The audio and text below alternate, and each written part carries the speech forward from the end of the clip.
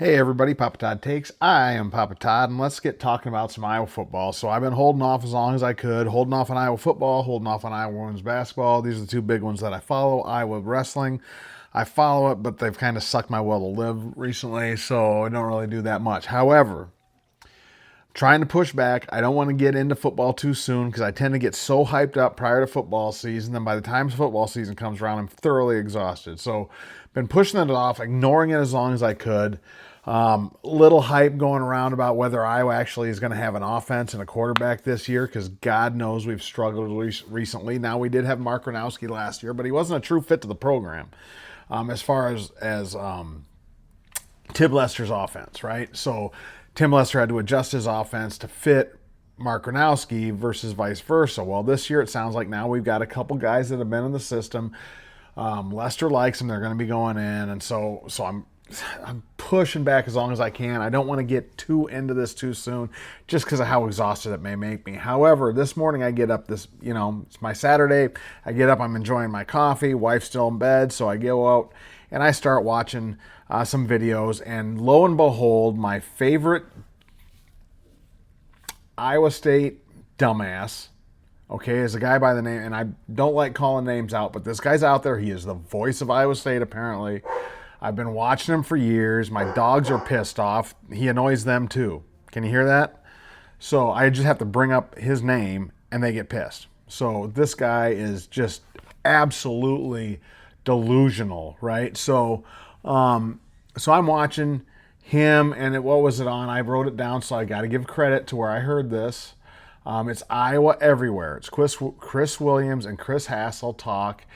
Chris Williams is the head of Cyclone Fanatic. So if you're a Cyclone fan, all six of you, if you haven't signed up yet, go on over and sign up to Cyclone Fanatic and Iowa Everywhere. I'll give him his due because I'm about to just give my 2 cents on the guy that I've been listening to for Jesus Christ. This guy's a piece of work. He is absolutely under delusion that Iowa State's better than Iowa. Yeah, you heard that right. There is somebody out there that believes this and is on national radio. The guy's a dipshit. So they had a really good coach in Matt Campbell for a few years. Matt Campbell had some success, but then this morning, I can't let this lie because he said this 2 times that I heard before I turned it off in disgust about I just have a hard time giving credit to Down syndrome. I just do, right? So I'm not watching it that long. And I'm watching this guy, and he says that Iowa has not beat Iowa State in the last 5 years. That is factually bullshit. It's a effing lie. It's straight out wrong. Iowa's won 2. Now, they have won the last 2 in a row. Iowa State has, right? But that in half a decade is 5 years, Mr. Williams. You freaking dumb. Oh, my God. You could try to be factual. You could try to be like a voice of reason, but he decides he's going to come out and just be this dipshit. And so that's what he's doing. So let's go after this. Let's take a look at it, right? So out of the last 5, ISU in the last half a decade, because that's what he's decided to choose, because somehow he thinks he can alter the calendar to make this untrue, right? So they've won 3 of the last 5. Okay, yeah, they have, right? By a total of 7 points. 3 of the last 5 by a total of 7 points. 2 by 3, 2 by a field goal, and 1 by 1 point. There you go. Congratulations. Out of those last 5 years, your 5 years that you chose to do, Iowa has won 2 of those games. Those 2 of games by a total of 17 points. So if we want to take 5 years, Iowa has outscored Iowa State by a grand total of 10 points. On average, 2 points better a year. And that's simply because Kirk Ferentz does not hype himself up for this game. It's frustrating as hell to us Iowa fans because it's like we got to beat down little brother because you're just annoying because we let you win. And here you come and you think you're bigger, stronger, and you just talk like a bunch of freaking idiots. Oh my God, it's just painful. So there you go. But here's the thing that you tend to forget when you're shooting off your mouth, Mr. Williams, is that Matt Campbell is gone, along with 81% of your effing football team. 81%'s gone.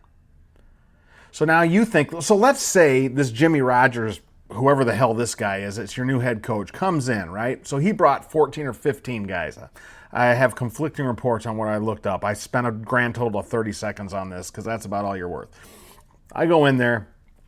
The best, your best 23 players went with Matt Campbell to Penn State. Your best 23. The top 25% of your roster is now gone to Penn State. And you guys think you can get a first-year head coach bringing in a grand total of 14 of his players from Washington State. You're going to bring them in, and they're suddenly just going to be this juggernaut. Mr. Williams, the magic is gone. You guys are done. You're over. It's just, not only that, Iowa is a stable, right? Iowa's a stable. It's a solid Big Two brand.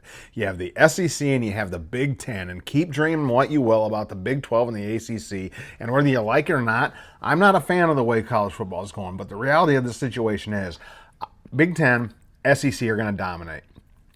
You guys cannot keep up with the arms race that has begun. You just can't. Statistically, numerically, no. You're going to be farm teams feeding the big farm teams feeding the Big Two. That's what's going to happen. Because you guys are going to keep the gap is just going to keep going like this. It's just going to keep going. Iowa's been getting by with 3-star kids. Iowa's starting to get 4s and 5s. Primarily 4s, a couple 5s in there, right? But pretty soon, it's not going to matter. You guys are going to get nothing but 2s and 3s, and the ones that rise to the top are going to be following the money to the Big Ten and the SEC. That's the way it's going to go. So for your guys' own survival, the Big Ten and SEC are going to have to break away. You guys can form some kind of a coalition of the remaining NCAA schools. I'm sure the Big Ten and SEC will throw you guys a bone and say 1 or 2 of your best top teams get a rise and go into the playoffs and get cannon foddered out in the games, whatever. But then your best players are going to be going away to the Big Ten and SEC, and the Big Ten and SEC, those players will whittle out. They'll go back down. It's going to be basically a farm team system, right? That's what's going to happen. I wouldn't be surprised if those at the bottom of the Big Ten and SEC drop out. I don't think everybody's talking about this Premier League concept where this Big 12 and ACC champs will be able to rise up into that. The Big Ten and SEC, they're not going to let you guys, these little teams, come up there and try to peck away at their money. You're going to get a seat in the playoff. That's going to be it. And you'll take what you can get because you guys suck your second tier. Sorry you lost out. I was high enough program valuation. They're kind of in the middle of the pack up there, maybe a little towards the bottom. They're not going to get cut away. They're a value. They're a brand. Okay? Like it or not, that's the reality of the situation, Mr. Williams, you dumbass. So here it is. So relevance. So I did some searching, doing all this. Basically what it comes down to, I was seen as a stable Big 2 brand. Iowa State's a Big 12 spoiler. A Big 12 spoiler, right? Your second tier in your conference, you've lost all the good ones. And then out of that group, you're not even the head of the conference. You're just a spoiler from time to time that can come on. Because every once in a while, you get that retard strength beats up and you have a win. That's all you are. So in terms of relevance, you guys suck. You're not there. So let's go in as far as the budgets. Let's talk about this arms race real quick. And I pulled up some statistics. They're openly out there online, right?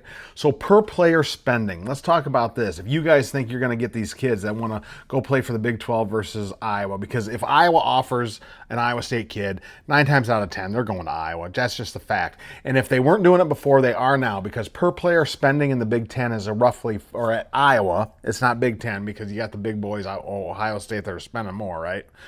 But if you go for at Iowa, these are estimates, but they're pretty accurate estimates, right? Per player spending is at $416,000 a year at Iowa. What's the same spending per player at Iowa State? The best you guys can come up with, $278,000 per player. 416 to 278. That is 50% more, roughly 50% more per player. If I'm a big-time recruit, where am I going? I don't know. Seems like a pretty easy decision there. The recruiting budget at Iowa every year, $2.2 to $2.6 million. Where is it at Iowa State? 1.4 to 1.6. Doesn't compare. Conference payout per school. Let's do this, right? At Iowa, you're getting around 60 to 70 million a year. That's from the conference. That's just TV deals, you name it, whatever like that, right? 60 to 70 million a year. What is it at Iowa? It's 40 million less. So somewhere, or Iowa State, 20 to 30 million. 60 to 70 versus 20 to 30. You guys can't keep up in the arms race, no matter how delusional you are that you think, and you keep bringing up this streaming shit. Well, Iowa and all that, we're all on streaming now too, dumbass. God, you're just an ignoramus. You really are. So let's keep going. So the Big Ten's, the SEC is going to break away. I wrote down a few things. Big 12, ACC won't be able to keep up. You can't compete. You just can't. Every once in a while, you'll get a team that has all the best, right? You're going to have a couple people separate, and it sure as shit ain't going to be for Lames, Iowa. That's not where everybody's going to go. God, you're delusional.